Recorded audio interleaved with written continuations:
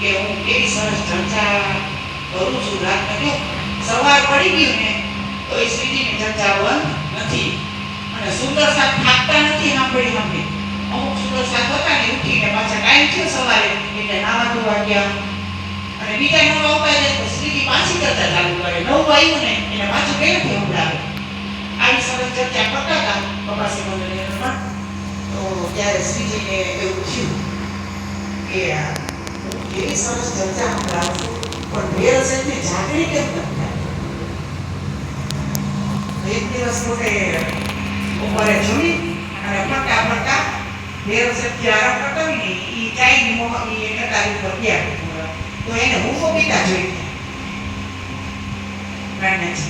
ભેર સાહેબને હુંકો પીતા જોઈ ગયા ને એટલે એને થયું કે આ છે એટલે જાગણી થતી નથી.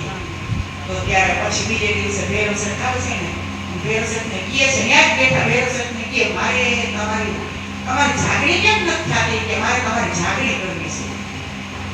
ભેર સાહેબને કીધું તો રાજી થઈ ગયા ભેર સાહેબ તો કે અરે શ્રી તમે મારા માટે કુરબાન. આપણે હું ગઈ કે મંદિરે જાય અને ગુરુજી આપણે બોલાવે બે શબ્દ મીઠો બોલાવતા કેવા લાગી જાય તો મને ગુરુજી બોલે ગયા. આ તો ગુરુજી આમ કીધું કેવા આનંદ આવી ત્યારે શ્રી કુરબાન થઈ ગયા. કે આજ તો કે શ્રીજી તમે મારા માટે વિચાર કર્યો મને જગાડવાનો. એ તો તૈયાર થઈ ગયા જાગવા માટે. તો એ કહે છે શ્રીજી કે આ છે ને વ્યસન નહીં સારું તો મેં ત્યાં મૂકો તોડી દે પીતા થઈ. પછી બીજે દી કે હાલો તમે કે ચર્ચામાં આવો એટલે પછી હું તમને કહું. તો ત્યાં ભેરવ છે આવે ચર્ચામાં અને સામે બેહાડે છે કે હું તમને છે ને જાગવા માટે અમુક તમને હું પરહેજ દઉં છું. પરહેજ એટલે અમુક વસ્તુનો તમારે ત્યાગ કરવો પડશે. એ ત્યાગ કરશો ને તો તમને 1 મહિનામાં રાજ્ય દર્શન ન દે તો તમે મને કહેજો. અને જો ન દે રાજ્ય દર્શન 1 મહિનામાં તો તમે પાછા બધાને વાત તમે ખાવા માંડજો પીવા માંડજો તમે જે કરતા હોય એવું કરવા માંડજો. તો ત્યારે શ્રી ભૈરવ સાહેબને શું છોડાવે છે કે પીવના તમાકુ છોડ દેવો ઓર માંસ મછલી સબ શરાબ ઓર કે પગારા ચોરી ન કબ. તો ત્યારે ભૈરવ ઠાકોરને કેટલી પરહેજ કરાવી કેટલી વસ્તુ ત્યાગ કરાવ્યો. એક તમાકુ નહીં ખાવાનું. બીજું કે ભોજનમાં કોઈ પણ પ્રકારનું માંસ કે માછલી નહીં ખાવાના. ત્રીજું એવું કે શરાબ કે કોઈ અન્ય સર્વે કે પદાર્થ ખાવાના નહીં. ચોથું એ કીધું કે પરસ્ત્રી સંગ નહીં. અને પાંચમું શું કીધું? ચોરી ક્યારેય કરવી નહીં. આ 5 વસ્તુનો તમે પરહેજ રાખો ત્યાગ કરો. 1 મહિનો સુધી તમે રાખજો. પછી જો 1 મહિનામાં તમને દર્શન ન થાય તો તમે મને કહેજો. તો ભેરવ શકતો કે આમાં શું કે આટલી પરહેજ કરવી એમાં શું એ 1 જ મહિનો હાલો એ કે વાતથી બધાનો ત્યાગ કરી દઉં છું. તો ભેરવ સર ત્યારે જલ લઈ અંજલિ કરી અને તરત જ વસ્તુનો ત્યાગ કરે છે.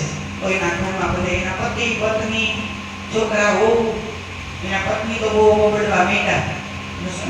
ભેરવ સર રસોડામાં ગયા કે આજે તમારે મારા માટે સાત્વિક ભોજન બનાવવું પડશે. માંસ મછલી કાંઈ નહીં. અને એનો મેન ખોરાક હતો શરાબ અને માછ મછલી. તો રસોડામાં જે કીધું કે આજ તમારે મારા માટે સાત્વિક ભોજન બનાવવું પડશે. હમણાં હવે 1 મહિનો ખાઈશ નહીં. તો એના પત્ની તો બહુ જ બગડવા માંડ્યા. એ કે આ શરાબ વગર તો 1 મિનિટ રહીને થકતા. માંસ મછલી તો એમાં ખાસ ખોરાક છે. એને પૂરતો ખોરાક ખાવાનો મળશે નહીં તો એનું શરીર સ્વસ્થ રહે નહીં. તો કેટલી કહેવા માંડ્યા. તો રસોડામાં જઈને પાછી મૂંઝાવે છે. એ કે 1 મહિનાની તો વાત છે જેમાં હું બીજું કે શ્રીજી એમાં 1 મહિના કીધું. જો એ 1 મહિનામાં મનવા છૂટી જાય નહીં દર્શન થાય ને તો પાછો ખાવા માંડીશ તો તમને એમાં હું વાંધો છે. એના ઘરના બધાને સમજાવે છે. અને આવું કહી અને તો ભૈરવ શબ્દ શ્રીજીના સામે ચર્ચામાં બેસી ગયા છે. એવો સંકલ્પ કર્યો કે 5 વસ્તુનો ત્યાગ કરું છું. તો શ્રીજીના સામે ચર્ચામાં બેઠા છે. આવો દ્રઢ સંકલ્પ સાથે તે ચર્ચા સાંભળવા લાગ્યા. શ્રીજીએ વિરાટ પટની ચર્ચા સાંભળવાનો પ્રથમ દિવસે સર્પનો ભેદ સમજાવ્યો. ષડબ્રહ્માંડનો. બીજા દિવસે યોગમાયાના અવ્યાકૃત બ્રહ્મ, સબલિત બ્રહ્મ, કેવલ અને સત સ્વરૂપનું જ્ઞાન આપ્યું. ત્રીજા દિવસે પરમધામના 25 પક્ષનું વર્ણન કરતા કરતા યમુનાજી, સાતભાત, ચાંદની ચોક, હવેલીઓની ચારે હાર, મૂલમેળાઓમાં કંચનના સિંહાસન પર બિરાજમાન યુગલ સ્વરૂપના શૃંગારનું વર્ણન જ્યારે આવ્યું ને ત્યારે ભૈરવ ઠાકોરની આત્માને મૂલમેળાઓ મધ્ય બિરાજમાન યુગલ સ્વરૂપના દર્શન થઈ ગયા અને સ્વયં પોતે એના મુખેથી કહેવા લાગ્યા કે મૂલમેળાની અંદરમાં રાજ્યના જમવાની બોરાકા બેઠી છે ને એને જોવા લાગ્યા એને બોરાકાને 3 દિવસમાં એને રાજ્યના દર્શન થઈ ગયા. 1 મહિનાની મુદત આપી હતી. તો ભૈરવ સાહેબ આટલા વ્યસનવાળા હતા અને એને 3 દિવસમાં થઈ ગઈ. તો હું આપણી જિંદગી વીતી આપણે કેમ થાતું નથી કઈ ને વ્યસન કરતા નથી તોય પણ એને સ્થિતિ ચર્ચાઈ મુંબઈ અને એની જાગરી માટે તો ગયા હતા. જેટલી પરમધામની હતી ને વાસના બધાને માટે જ જાગરી લેવા કરવા ગયા સ્થિતિ. તો આવી રીતે ત્યાં એને ક્ષર અક્ષર અને અક્ષરાતીતનો ભેદ સમજાવે છે. તો ક્ષર બ્રહ્માંડ એટલે શું? આપણે થોડીક વાર પછી થોડી સંખ્યા થઈ ગઈ એટલે પછી મને યાદ ન નથી એટલે બધાને જાણવા મળે ને. તો આવી રીતે ત્યાં ભૈરવ શેઠની જાગરી થઈ જાય છે. અને આવા સરસ અખંડ અવિનાશી આનંદ પરમધામના સ્વરૂપને અનુભવ કરવા ઈચ્છતા હતા તેમને પ્રાપ્ત થઈ ગયો અને એને સમજાણું કે આ વસ્તુઓ મને અડચણવાળી હતી. 5 વસ્તુ જેને પરમેશ્વર નિવડાવ્યો ને ઈ જ મને આત્મજાગૃતિના માર્ગમાં અવરોધરૂપ હતી. તેથી હું આ જીવનભર તેનો ત્યાગ કરવાનો પ્રણ લઉં છું અને હવે હું ક્યારેય ઈ ખાઈશ નહીં. તો આવી રીતે ભૈરવ ઠાકોર પણ શ્રી માતાજીની કૃપાથી તાતમ ગ્રહણ કરી અને સુંદર સાતમાં સામેલ થયા. તો એમાં એવો ઘટના ઘટે છે કે અહીંયા ભણસારી લોકો રહેતા હતા. તો ભણસારી લોકો રહેતા હતા ને એનું આખું મહિલા મંડળ હતું. તો ઈ ચર્ચામાં પણ બધા પણ ઈ મંડળીને સાંભળવા આવવા માંડ્યા ચર્ચા શ્રીજીની.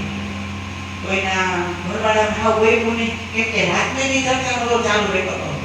તો એના ઈ મંડળની બાઈ હતી ને ઘરવાળાને વહેવું નહીં અને અહીંયા આવીને શ્રીજી ભેરવ સાથે ઝઘડવા માંડ્યા. એ કે તમે અહીંયા કેવી ચર્ચા કરો હોય કે અમારા બાઈ આખો દે એને પેઢી કે ઘરે કઈ કામમાં ધ્યાન દેતા નથી. કે તમારા બાઈ ભેરવ સાથે તમારા બાઈને લઈ જાવ ને અમે ક્યાં બોલાવા આવ્યા ને અહીં તમે તો અખંડની ચર્ચા સંભળાવી છે બીજું કઈ થોડા અમે કરી છે કે તો ઓલા તો સ્વમિતા થઈને ઘરે વહી ગયા. પછી વિચાર કર્યો કે હવે શું કરું. તો એના લીડર એના પ્રમુખ અમારે કેમ ટેમિંગ આવે છે એવી રીતે એના લીડર હતા પ્રમુખ તેજભાઈ એના ઘરે ગયા અને એને વાત કરી કે એને માછી હતા મોટી ઉભા હતા તેજભાઈ કે તમે જાઓ છો ને એટલે તમારી બાઈ જાય છે ત્યાં ચર્ચામાં તમે બંધ થઈ જવી કે તો અમારી બાઈનું છે.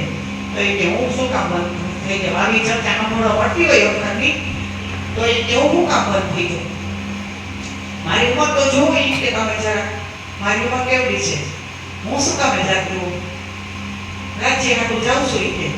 તો ત્યારે એના ઘરવાળા બધી બાઈને મનાઈ કરે છે જવાની. તો એ શું કે બધી એક તો અરબ દેશ એવો અહીંયા કોઈ કથાકાર સંભળાવા ચર્ચા આવે નહીં. એક તો આ માંડવાને આવે છે અને અમે સાંભળવા જાય છે. જો તમને એવું હોય તો એ કે તમારે તો અમારા દેશની જ પડી છે અમે તો અમારા હાથમાં હાટું દેશી અમારો દેહ તમને અર્પણ કરી દે અમે આજે મરી જાય તો તમારે કહીને તમે શું કરશો? અમે તો મરવા માટે તૈયાર છીએ. અમે તો જામું ને જામું અમે પ્રાણ છોડી દેવું તો તમારા દેહ તમે મને એવું કરશો. આવી રીતે ત્યાં સરસ વાતચીત થાય છે.